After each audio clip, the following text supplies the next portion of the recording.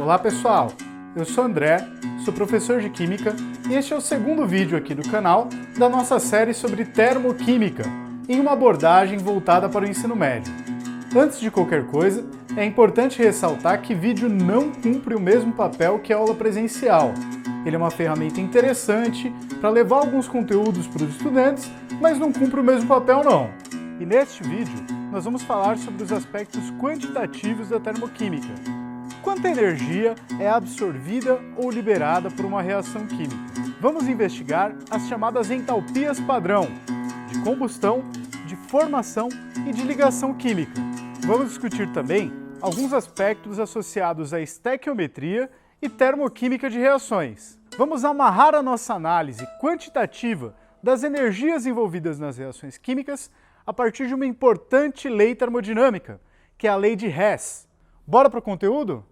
E no nosso vídeo anterior, nós discutimos as reações exotérmicas, que são aquelas que liberam energia na forma de calor a pressão constante para o ambiente e possuem, portanto, uma variação de entalpia, um ΔH, menor do que zero. Discutimos também as chamadas reações endotérmicas, que recebem energia na forma de calor a pressão constante do ambiente e, consequentemente, tem um ΔH positivo, maior do que zero. Mas neste vídeo agora, nós vamos discutir os aspectos quantitativos envolvidos na análise termoquímica de uma reação. Primeiro, é importante ressaltar que o ΔH de uma reação química, ele depende de uma série de fatores externos, como por exemplo a temperatura na qual ocorre a reação, a pressão, especialmente quando gases estão envolvidos, o estado de agregação daquela substância, sólido, líquido, gasoso, ou mesmo da variedade alotrópica dos elementos ali presentes na reação. Ou seja, se nós tivermos uma reação envolvendo carbono na forma grafite e uma reação semelhante envolvendo carbono na sua forma diamante, as energias envolvidas, o ΔH dessas duas reações, necessariamente serão diferentes. Desta forma, nós sempre precisamos informar, quando apresentamos a energia envolvida em uma reação química, sua variação de entalpia, alguns parâmetros associados a essa reação, como, por exemplo, quais são os coeficientes estequiométricos e qual é a reação química balanceada da qual nós estamos falando. Repare que aqui nessa situação, diferente de quando nós fazíamos o balanceamento de equações químicas, onde a rigor qualquer múltiplo que eu fizesse da equação química balanceada era igualmente válido, aqui na termoquímica, se eu tiver apenas uma receita, um múltiplo dessa equação química, o resultado será diferente de se eu tiver, por exemplo, o dobro de A, o dobro de B, o dobro de C e o dobro de D. Já que a gente já pode imaginar que se, por exemplo, queima uma certa quantidade de etanol, de álcool, talvez 1 mol de álcool, a energia liberada será diferente de se eu queimar 2 mols ou 10 mols de álcool. É necessário também informar de alguma forma em qual temperatura e em qual pressão está ocorrendo aquela reação química. Só que normalmente é feita uma ressalva de que os dados são fornecidos na chamada condição padrão, que nós vamos discutir mais em detalhes logo à frente, que seria a pressão de um bar, igual o que nós vimos lá no nosso vídeo sobre a lei dos gases. Lembrando que um bar não é exatamente igual a uma atmosfera, apesar de ser muito próximo. Uma atmosfera, na verdade, corresponde a 1,01325 bar. Diferente do que nós vimos lá nos gases, nós não vamos atribuir uma temperatura como temperatura padrão. E lá no caso dos gases, a temperatura padrão era a temperatura de 0 graus Celsius. O que normalmente vai ser levado em conta aqui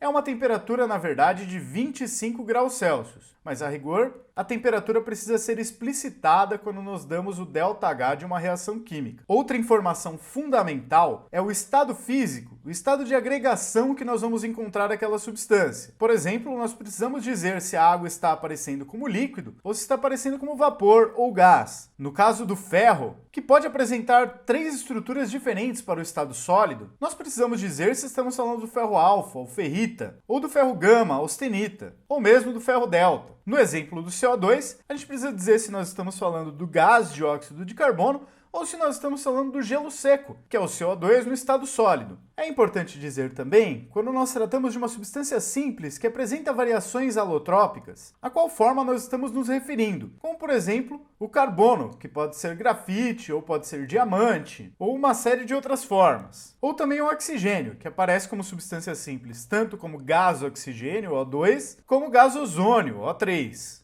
ou outros casos de alotropia também bastante conhecidos, como a alotropia do fósforo ou do enxofre. E por fim, a informação que se espera ver, na verdade, quando nós procuramos a análise termoquímica de uma equação química, que é o valor do seu ΔH. Este valor é fornecido em tabelas de dados, considerando as condições padrão para diversas reações químicas, mas ele também pode ser calculado teoricamente, como nós veremos mais adiante. E quando em química nós falamos em quantidades associadas a uma reação química, tem uma palavrinha que sempre aparece, que é a palavra estequiometria. E eu vou deixar o link aqui para vocês da playlist aqui do canal com os vídeos relacionados a esse tema. E considerando uma equação química completa, com todas as informações necessárias para um problema termoquímico, inclusive a entalpia associada a essa reação química, nós podemos calcular a energia absorvida ou liberada por uma reação química para qualquer quantidade de reagentes utilizados ou de produtos formados que a gente queira calcular, já que a quantidade de calor liberado ou absorvido é proporcional às quantidades, os coeficientes estequiométricos da equação química balanceada. Então nós podemos calcular as energias envolvidas para qualquer quantidade de matéria dada em mol, para qualquer massa, para qualquer volume ou número de moléculas dos reagentes ou dos produtos. Tomando aqui um exemplo, se nós sabemos que o valor da variação de entalpia, ΔH, da reação de combustão, queima, do álcool etílico é igual a menos 1.366,1 kJ por mol, preste atenção aqui ao sinal negativo, já que essa é uma reação que libera energia, é uma reação exotérmica. Calcule a quantidade de calor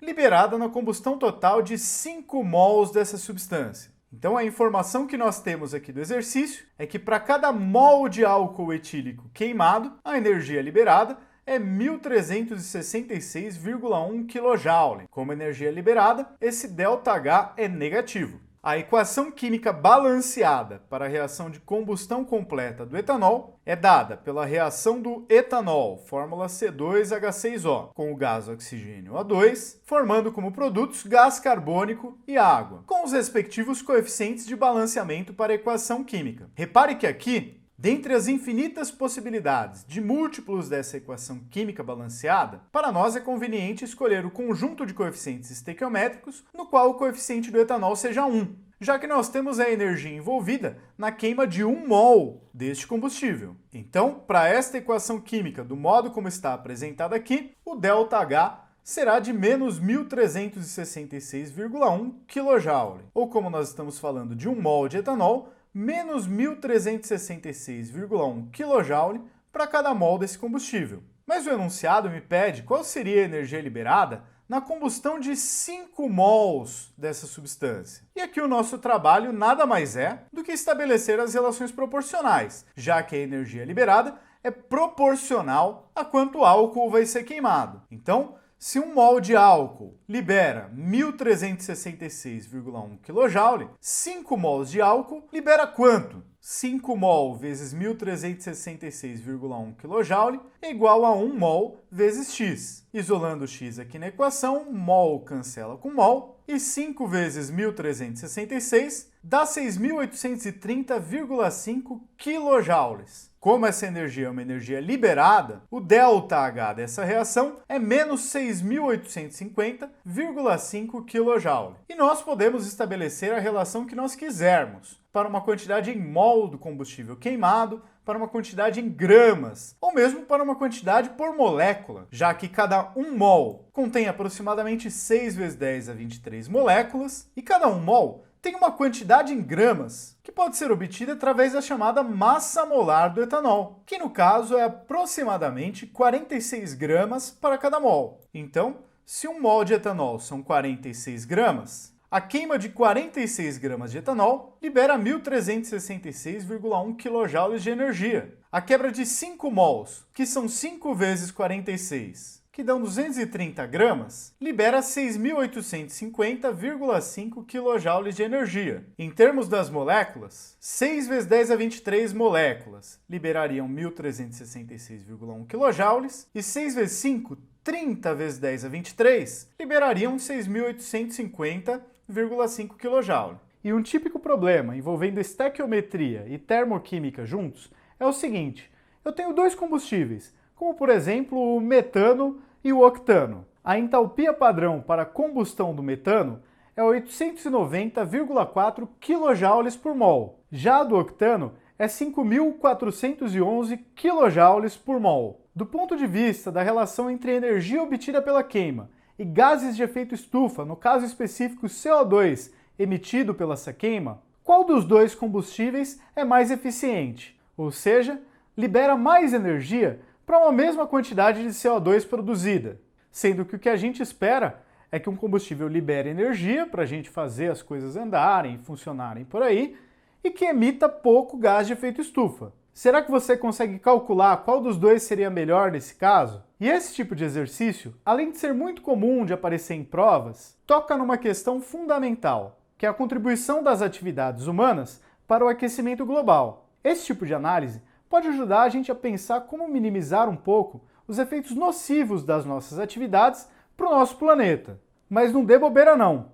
Para evitar, se é que ainda é possível, que a gente chegue numa situação catastrófica nas próximas décadas, a gente precisa parar completamente de utilizar combustíveis fósseis, substituindo por fontes renováveis, que não aumentem a concentração de carbono na atmosfera. Além disso, é fundamental parar com o desmatamento. Isso se a gente pretende que o nosso planeta seja viável para a vida, pelo menos por mais algum tempo. E esse é o tipo de situação que o conhecimento pode te ajudar a escolher. Se você vai ignorar a comunidade científica, como fazem grande parte dos líderes mundiais e mesmo dos poderosos do mundo, ou se você vai abraçar as ideias científicas e lutar pelo futuro do seu planeta. E aí, muito mais do que uma questão de prova ou de vestibular, essa é uma questão de vida ou morte.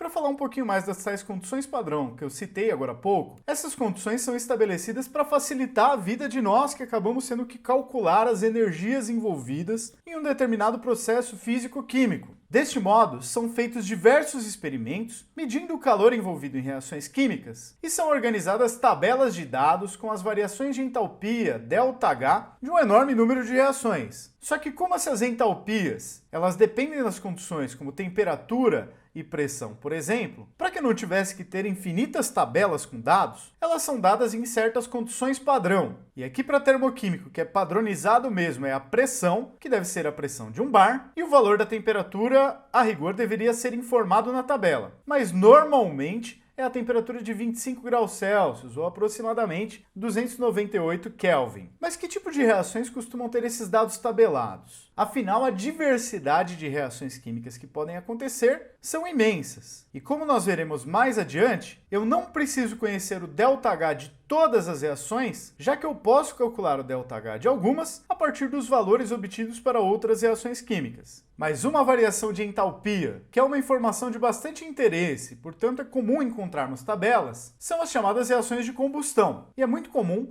nós encontrarmos um dado chamado entalpia padrão de combustão. E neste caso, nós vamos considerar as chamadas reações de combustão completa, que são aquelas reações entre uma determinada substância considerada como combustível e o gás oxigênio, onde se essa substância combustível contiver apenas carbono, como é o caso da grafita ou também do diamante, ou contiver apenas carbono e hidrogênio, como é o caso dos hidrocarbonetos, da gasolina, do óleo diesel e assim por diante, ou ainda carbono, hidrogênio e oxigênio, como é o caso dos álcoois, dos açúcares, dos carboidratos. Esta reação formará como produtos apenas gás carbônico e água. Apesar de que aqui no caso das substâncias que contenham apenas carbono, na verdade não forma água, formam apenas CO2. E alguns exemplos aqui de combustão completa são o exemplo da combustão completa do metano. Metano é um gás com a fórmula CH4, que ao reagir com gás oxigênio pela combustão completa, forma CO2 e água, com os respectivos coeficientes estequiométricos do balanceamento. Como nós estamos tratando da entalpia padrão da combustão completa, o pressuposto aqui é que eu terei uma pressão igual a 1 bar. E se por um acaso os dados obtidos foram a temperatura de 25 graus Celsius, tanto as substâncias reagentes como as substâncias do produto devem aparecer na reação química que apresenta o valor de ΔH no estado físico respectivo que aquela substância apresenta naquela temperatura. O metano é um gás à temperatura ambiente, o gás oxigênio também, o CO2 também, mas a água é é um líquido, diferente do que nós imaginamos geralmente em uma combustão. Se eu boto um combustível ali para queimar, ainda mais nas temperaturas altas de queima, nós encontramos na verdade a água como vapor. Mas se esse ΔH vale para uma temperatura de 25 graus Celsius, a água não é vapor, a água é líquida. Para a reação química da forma que está escrita aqui, o ΔH padrão de combustão é menos 890,4 kJ para cada mol do combustível. A entalpia padrão de combustão é sempre representada considerando a combustão de 1 mol da substância combustível. Um outro exemplo é a combustão completa do etanol. O etanol que tem fórmula C2H6O. A temperatura de 25 graus Celsius está no estado líquido. Ao reagir com 3 mols de O2 no estado gasoso, forma 2 mols de CO2 e 3 mols de água, também representada aqui no estado líquido, dada que a temperatura é de 25 graus Celsius. Para esta reação, o ΔH de combustão padrão é menos 1366,1 kJ para cada mol de etanol. A entalpia padrão de combustão é o ΔH nas condições padrão, envolvido na combustão completa de 1 mol daquela substância combustível. Vale ressaltar que nem toda queima é uma combustão completa. Na verdade, em condições pouco controladas, podem ocorrer diversas outras reações de combustão, como nesse exemplo do metano, onde uma parte do combustível pode até sofrer a reação de combustão completa, mas outras partes podem sofrer reações de combustão incompleta, como está representado no quadro ao lado, especialmente se a mistura ou a oferta de gás oxigênio não for lá muito eficiente. E aí, essa queima pode formar monóxido de carbono, como apresentado em uma das reações, ou até mesmo carbono grafite, fuligem, como na outra. Reparem que a energia liberada nas reações de combustão incompleta é sempre menor do que aquela liberada na reação de combustão completa. O ΔH vai ser menos negativo, já que não foi aproveitado completamente o teor energético contido no combustível. Deste modo, um carro mal regulado que solta muita fumaça como fuligem é menos econômico do que um carro bem regulado, onde a maior parte do combustível vai sofrer combustão completa, já que o carro fumacento vai acabar tendo um menor aproveitamento do teor energético dos combustíveis que ele queimar. E aqui nessa tabela, nós encontramos alguns valores para o ΔH padrão de combustão para uma série de combustíveis, como por exemplo o gás hidrogênio, H2, com um ΔH padrão de combustão de menos 285,8 kJ por mol, ou o carbono grafita, com um ΔH padrão de combustão de menos 393,3 kJ por mol. O octano, que pode estar presente na gasolina, de menos 5.411 kJ por mol. Ou mesmo a sacarose do nosso açúcar de mesa, que tem um ΔH padrão de combustão de menos 5.643,8 kJ para cada mol dessa substância. Um outro tipo de reação química, que costuma ter seus valores de entalpia tabelados, são as chamadas reações de formação. E esses valores nas condições padrão serão chamados de entalpia padrão de formação de uma determinada substância química, que correspondem à variação de entalpia ao ΔH envolvido na reação de formação de 1 mol de moléculas de uma determinada substância a partir das chamadas substâncias simples, na sua forma alotrópica mais estável, com a medida do ΔH feita em condições padrão. Tá, mas o que é que são as substâncias simples mesmo? São aquelas que não são compostas, ué. Ou seja, tem apenas um tipo de elemento químico. Mas e essa tal de forma alotrópica mais estável? É a forma mais comum da gente encontrar substâncias simples daquele elemento no nosso ambiente. É a que apresenta menor energia, como por exemplo o gás oxigênio, que é mais estável do que o gás ozônio. Ou também o carbono grafite, que é mais estável do que o carbono na forma diamante. E alguns exemplos aqui são a reação de formação da água. Para eu formar água, H2O, eu preciso dos elementos hidrogênio e oxigênio. Desta forma, eu preciso da substância simples que contenha o elemento hidrogênio na sua forma mais estável, que neste caso seria o gás hidrogênio, H2. Como reagente. Para formar água, eu preciso também do oxigênio. E o elemento oxigênio aparece como substância simples na sua forma mais estável, como gás oxigênio, O2, e não como ozônio. como a entalpia padrão de formação da água envolve a formação de 1 mol dessa substância, após fazer o balanceamento da equação química, eu devo escolher o conjunto de coeficientes estequiométricos, de coeficientes de balanceamento, mantendo a proporção que a equação fica balanceada, mas que forme como produto apenas 1 mol de água. E para formar água a partir de gás hidrogênio e gás oxigênio, é liberada energia. O ΔH dessa reação é menos 68,3 quilocalorias. Afinal, a gente está queimando hidrogênio aqui. Tá, mas se a substância simples, na sua forma mais estável, é aquela que eu tenho que usar como reagentes para as reações de formação, quanto que será que é a energia necessária para formar uma substância simples em uma forma alotrópica que não seja a mais estável? E aqui nós temos o exemplo do ozônio. Para formar o gás ozônio, O3, nós vamos partir da substância simples que contém o elemento oxigênio na sua forma mais estável. E essa substância simples é o gás oxigênio, O2. Para formar 1 mol de ozônio, eu preciso de 3/2 de mol de O2. E a energia absorvida nessa reação química é de 34 quilocalorias para cada mol de ozônio que vai ser formado. Reparem que este dado aqui deixa evidente que a forma alotrópica O2 é mais estável, tem uma energia menor do que a fórmula alotrópica O3, já que para formar O3 a partir de O2, o sistema precisou absorver energia, precisou ir para um estado de energia mais alto. A entalpia do O3 é maior do que a entalpia do O2. O O2 é mais estável mesmo. E já que a entalpia padrão de formação é definida como o ΔH da reação de formação de 1 mol da substância a partir da substância simples na forma mais estável, necessariamente a entalpia padrão de formação de qualquer substância simples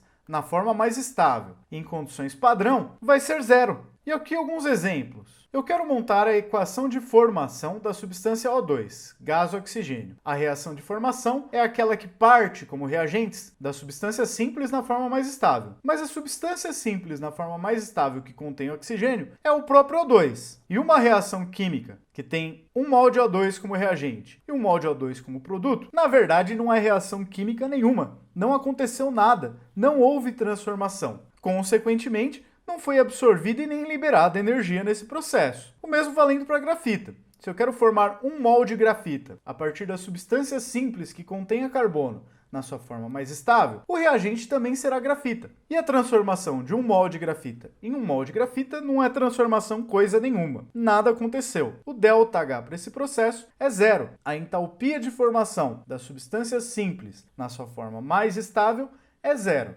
Quando a gente aprende balanceamento de equações químicas e o professor insiste em fazer uns balanceamentos que aparecem em umas frações, dá um nervosinho, não dá?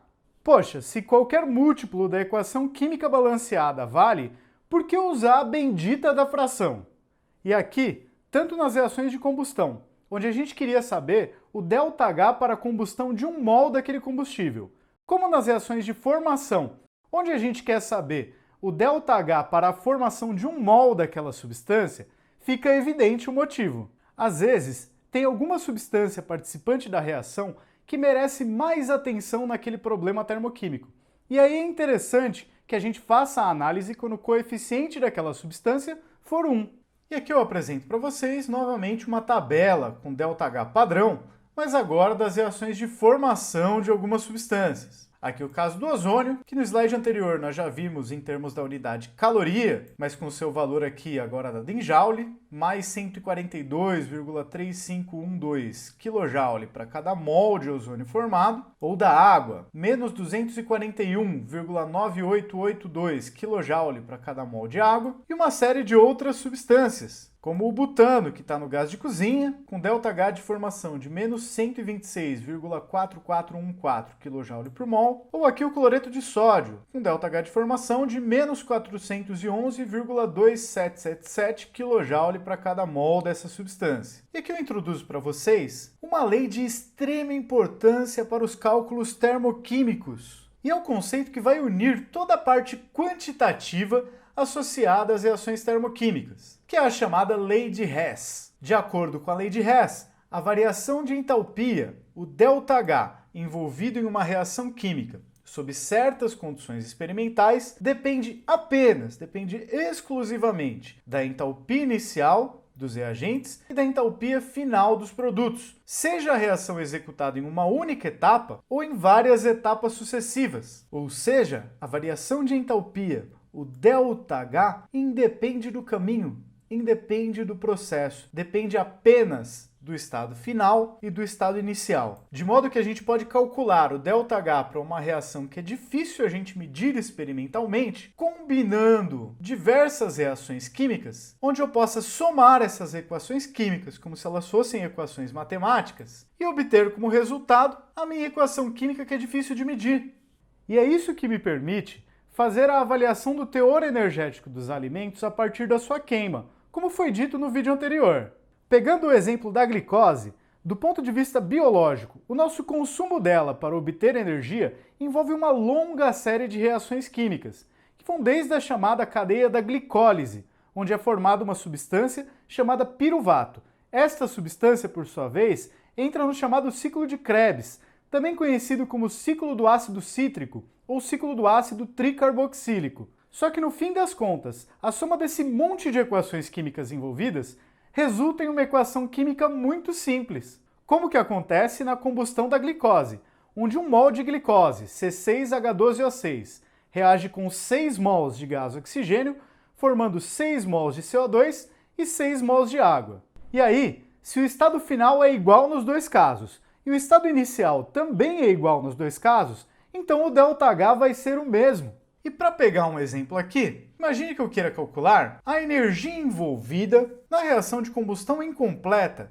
de 2 mols de grafita. Reparem que medir experimentalmente a energia envolvida nessa reação não é tão simples assim. Não há como garantir que uma parte da grafita não acabe tendo mais contato com o oxigênio e sofra outra reação, a reação de combustão completa, formando CO2. Deste modo, determinar experimentalmente o ΔH dessa reação não é lá uma coisa muito praticável, muito simples de se fazer. Por outro lado, em condições especiais, em uma alta pressão de gás oxigênio, por exemplo, ou sob a presença do ácido sulfúrico como catalisador, eu possivelmente consigo calcular qual que é o ΔH, qual que é a variação de entalpia, para a reação da combustão completa da grafita, representado aqui como 1 mol de grafita mais 1 mol de O2, formando 1 mol de CO2. E o ΔH para essa reação pode ser medido, e é de menos 94,1 quilocalorias. E uma outra reação que eu posso fazer é a seguinte: se eu fiz uma queima pouco controlada, que produziu monóxido de carbono, eu posso separar esse monóxido de carbono, esse CO, pelos métodos de separação de mistura, destilação fracionada, liquefação fracionada no caso de gases, e obter uma amostra de monóxido de carbono. Essa amostra de monóxido de carbono pode ser quantificada, pode ser pesada e pode ser botada para queimar na presença de O2, medindo assim o ΔH da reação do monóxido de carbono, CO, com o O2, formando CO2. E o ΔH desta reação é menos 135,4 quilocalorias para cada 2 mols de CO utilizados como reagentes. E a partir de uma combinação da equação 1 com a equação 2, nós vamos calcular o ΔH da nossa equação problema, daquela que nós queremos determinar a variação da entalpia. Em primeiro lugar, nós observamos o seguinte: a minha equação problema tem 2 mols de carbono grafita como reagente, e a minha equação 1 tem apenas 1 mol. De um modo que se nós pegarmos a equação 1 e multiplicarmos essa equação 1 por 2, nós temos 2 mols de grafita mais 2 mols de O2, formando 2 mols de CO2. E como eu dobrei a quantidade de grafita queimada, a energia liberada por essa reação é o dobro da equação 1 original. E um outro truque que nós podemos utilizar aqui na aplicação da lei de Hess é que se a entalpia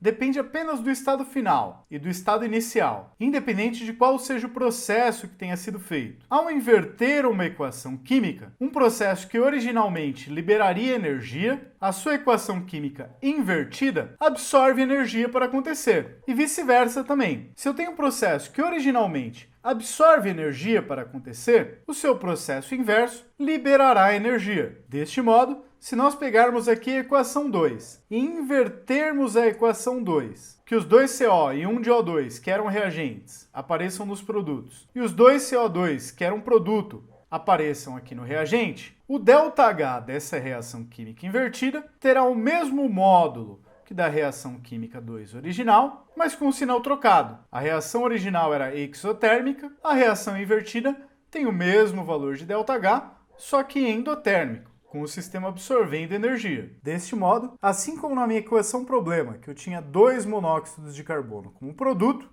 na equação 2 invertida eu também terei os 2 CO como produto. E desta forma, será que ao somar a equação 1 dobrada com a equação 2 invertida, eu obtenho a minha equação problema? E aí nós temos o seguinte, a equação 1 dobrada tem 2O2 como reagente, e a equação 2 invertida tem 1O2 como produto. No balanço total disso daqui, eu cancelo 1O2 de reagente da equação 1 dobrada com o O2 de produto da equação 2 invertida. Já com relação ao CO2, a equação 1 dobrada produzia 2 mols de CO2 e a equação 2 invertida consumia 2 mols de CO2. Cancelando os 2 CO2 produzidos pela equação 1 dobrada com os 2 CO2 consumidos pela equação 2 invertida, a gente se livra do CO2 que não aparece na equação problema, sobrando apenas como reagente 2 de grafita e 1 de O2, e como produto 2 de CO. E para o cálculo do ΔH da nossa equação problema, como ela pode ser composta por 2 vezes a equação 1, somado com o inverso da equação 2, o mesmo nós vamos fazer para as variações de entalpia envolvidas. De modo que, como a equação 1 foi dobrada, nós multiplicamos o seu correspondente ΔH por 2.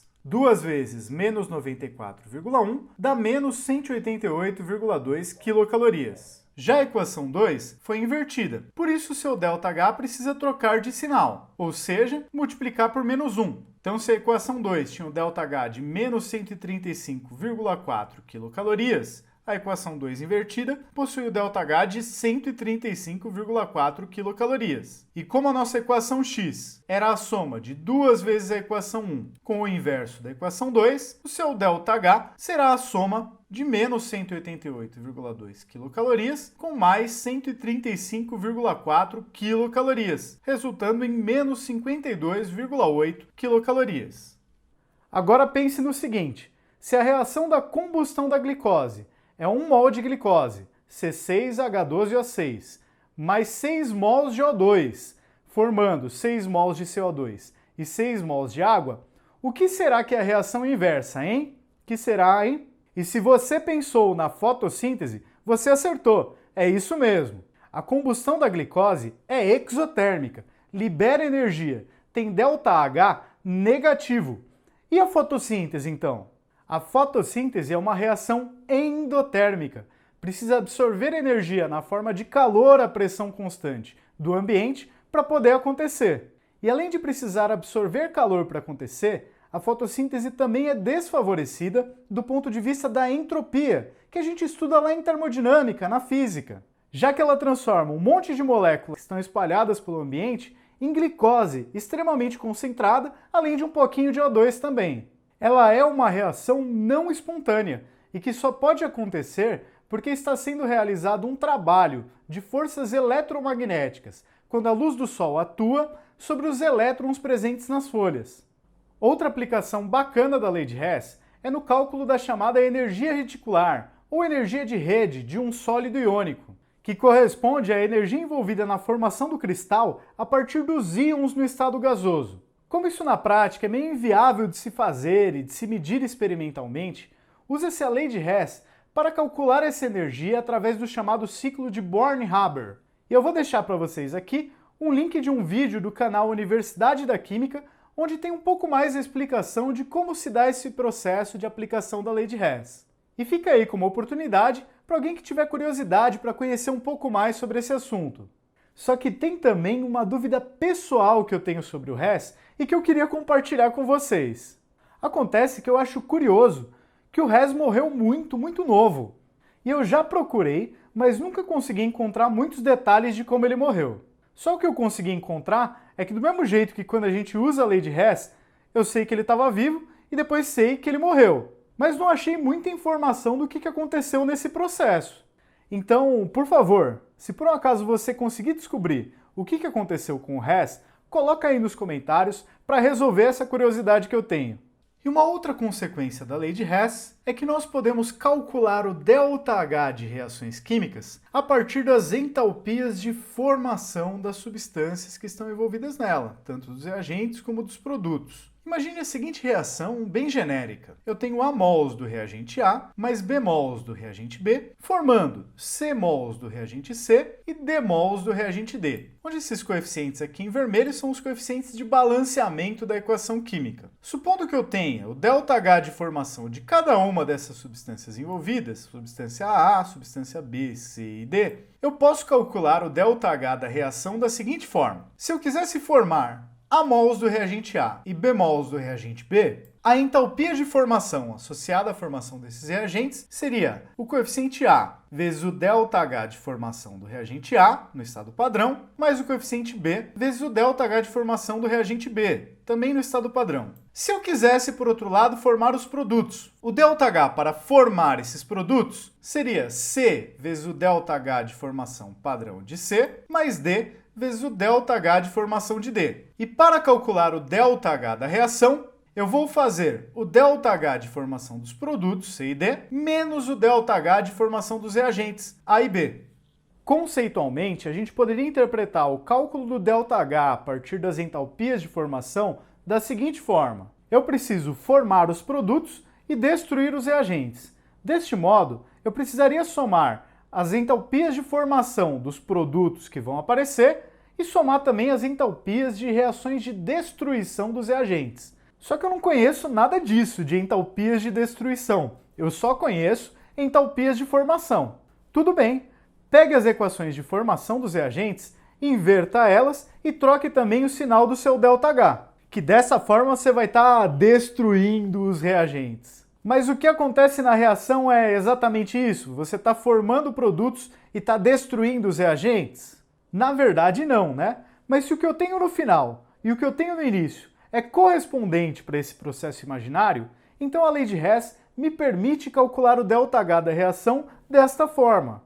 E para aplicar aqui o cálculo do ΔH a partir das entalpias de formação a um exemplo, vamos pegar aqui aquela transformação que acontece nas siderúrgicas, onde eu tenho a reação de Fe2O3, que está presente no minério hematita, com o monóxido de carbono, que vem normalmente da queima ali do carvão mineral, para obter ferro metálico e gás carbônico, CO2. A equação química balanceada para o processo é Fe2O3 no estado sólido, 1 mol dele, mais 3 mols de monóxido de carbono gás, formando 2 mols de ferro no estado sólido e 3 mols de CO2 como produtos. E os dados do exercício dão para a gente também o ΔH de formação do Fe2O3, que é menos 196,5 quilocalorias por mol, o ΔH de formação do CO, monóxido de carbono, que é menos 26,4 quilocalorias por mol, e o ΔH de formação do CO2, que é menos 94,1 quilocalorias por mol. Bom, das 4 substâncias envolvidas, eu tenho o ΔH de 3 delas. Mas por que será que o exercício não me dá o ΔH de formação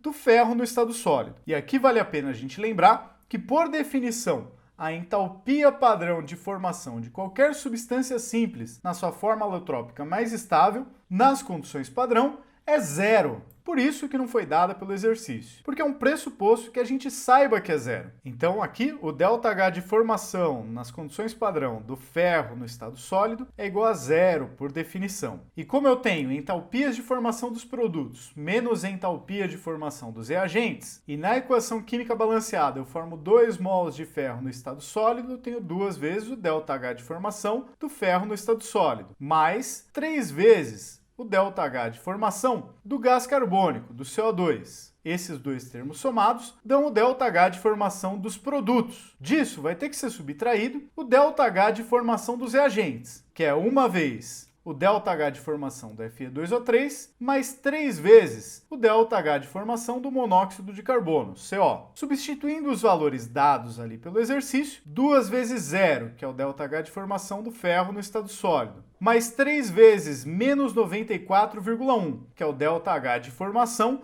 do dióxido de carbono, CO2, menos, entre colchetes ali, o ΔH de formação dos reagentes. Uma vez menos 196,5, que é o ΔH de formação da Fe2O3, e 3 vezes menos 26,4 quilocalorias, que é o ΔH de formação do monóxido de carbono, CO. Reparem que aqui os sinais menos 94,1, menos 94,1, menos 196,5, menos 196,5, menos 26,4, menos 26,4, são os sinais correspondentes à reação de formação. E a única diferença entre reagentes e produto está neste sinal de menos, que se repete aqui, de um modo que com esse sinal aqui já se dá a inversão do sinal das entalpias de formação daqueles que são reagentes. Somando todas as contribuições, o ΔH da reação será de menos 6,6 quilocalorias. E do mesmo modo que nós fizemos para calcular a variação de entalpia a partir do ΔH de formação das substâncias envolvidas, aqui para calcular o ΔH a partir da quebra e formação de ligações, nós também vamos pegar um caminho um pouco diferente do que realmente acontece na reação química. Cada reação química tem seu próprio mecanismo de acontecer. Algumas das ligações são quebradas e outras ligações são formadas. No entanto, nós vamos nos apoiar novamente na lei de Hess para supor um caminho pouco convencional, que seria o seguinte: eu vou supor que todas as ligações químicas envolvidas nos reagentes sejam quebradas, produzindo átomos isolados, e posteriormente esses átomos se rearranjam, formando novas ligações químicas. Como se eu desmontasse completamente as moléculas dos reagentes e montasse de novo, formando os produtos. Não é o caminho que a reação química realmente ocorre, mas como pela lei de Hess, a variação de entalpia independe do caminho, se eu tenho os mesmos reagentes de partida e os mesmos produtos formados, eu posso calcular meu ΔH dessa forma. Lembrando o seguinte, na primeira etapa, que eu vou quebrar todas as ligações dos reagentes, o processo é totalmente endotérmico. Para quebrar uma ligação química, o sistema sempre precisa receber energia do ambiente para ir para um estado de energia mais alto, onde os átomos não estão ligados, e portanto na quebra das ligações dos reagentes o ΔH é sempre positivo, sempre maior que zero, e posteriormente quando eu for juntar os átomos para produzir os produtos, haverá a formação de ligação química. Quando há a formação de ligação química, o meu sistema, aquele conjunto de átomos, vai para um estado de menor energia, liberando energia para o ambiente, e portanto essa segunda etapa tem um ΔH menor do que zero. Uma outra decorrência do fato de que o ΔH é sempre final menos inicial e de que ao inverter uma equação química, o que muda na verdade é só o sinal do ΔH, é que a energia necessária para romper uma ligação química corresponde à energia que é liberada quando uma ligação equivalente àquela é formada novamente. E o conceito que nós vamos utilizar aqui para calcular o ΔH a partir da quebra e da formação de ligações é o conceito de energia de ligação, que é uma medida da entalpia, da variação de entalpia média necessária para romper um mol de determinado tipo de ligação, obtendo como produto os átomos envolvidos na fase gasosa. E os valores de energia de ligação vão sempre ser dados em módulo, já que quando eu for utilizar para romper, eu vou ter que considerar que o sistema absorve energia, então que é positivo, e quando eu for utilizar o valor para formar uma ligação, o sistema vai liberar energia, e eu vou ter que usar um valor negativo para o ΔH. Para pegar um exemplo aqui, se eu tenho uma molécula de gás hidrogênio, H2, no estado gasoso, e eu quebro a ligação entre esses dois átomos de hidrogênio, para que a ligação seja quebrada, o sistema precisa absorver a energia, e absorverá uma energia correspondente a 104,2 quilocalorias para cada mol de ligações quebradas. Então, se eu tenho 1 mol de H2, será 104,2 quilocalorias. Por outro lado, se eu penso no processo inverso, eu tenho um átomo de hidrogênio e outro átomo de hidrogênio não ligados entre si. E eu penso no processo da ligação entre eles sendo formada, de um modo que eu formo uma ligação covalente entre esses dois átomos de hidrogênio. Nesse segundo processo, que na verdade é só o inverso do primeiro, o ΔH será de menos 104,2 quilocalorias para cada mol de ligação formada, já que o segundo processo é o inverso do primeiro. Algumas observações importantes aqui nesse ponto são as seguintes. A energia de ligação entre dois átomos é praticamente a mesma, independente de qual seja a substância na qual aqueles dois átomos estão fazendo parte. Existem sim algumas variações, mas para muitos casos nós podemos igualar, o que indica que a ligação está diretamente relacionada a quais são os dois átomos que estão participando da ligação, tendo então pouca influência dos átomos vizinhos que também fazem parte da molécula, mas não estão compartilhando aqueles elétrons da ligação. Uma outra observação importante é que quanto maior for a energia de ligação, mais fortemente estarão ligados esses dois átomos, o que nos dá uma visão de um comportamento microscópico da força que mantém dois átomos unidos a partir de uma informação macroscópica, que é o calor liberado na formação daquela ligação ou absorvido na quebra daquela ligação. E para calcular o ΔH a partir da quebra e da formação das ligações, nós precisamos novamente de uma tabela de dados, agora com as entalpias de ligação sempre positivas, entre os pares de átomos que fazem ligações tanto nos reagentes como nos produtos, e vamos precisar fazer o seguinte: quando eu estiver falando dos reagentes, onde as ligações precisam ser quebradas, o sistema vai precisar absorver energia. Então nós consideramos as energias de ligação com o sinal positivo, ΔH positivo, o sistema absorve. Quando nós estivermos olhando para as reações formadas nos produtos, o sistema libera energia ao formar ligação química. Então nós consideraremos as entalpias de ligação, mas com o sinal negativo, porque esses processos de formação de ligação são processos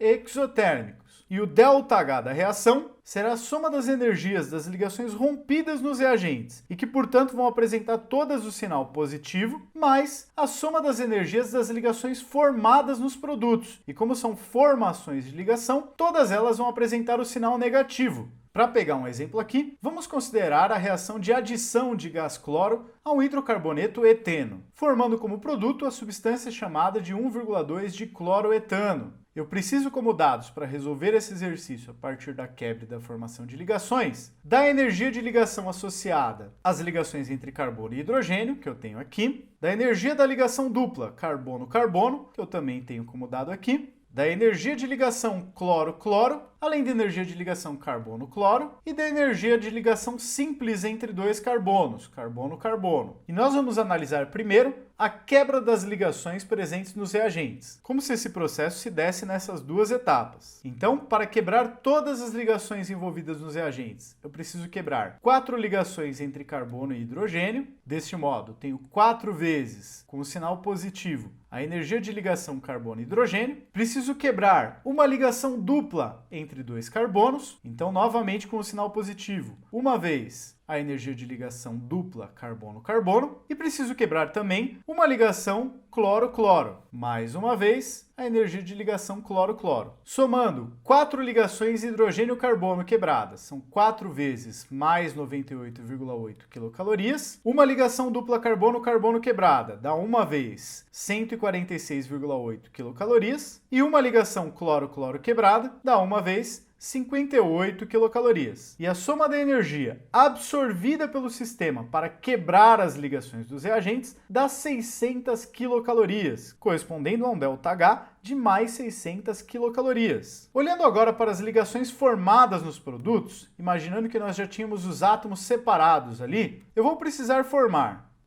duas ligações carbono-cloro. Como é formação de ligação, o sistema libera energia, então eu tenho menos 2 vezes a energia de ligação carbono-cloro. Vou precisar formar também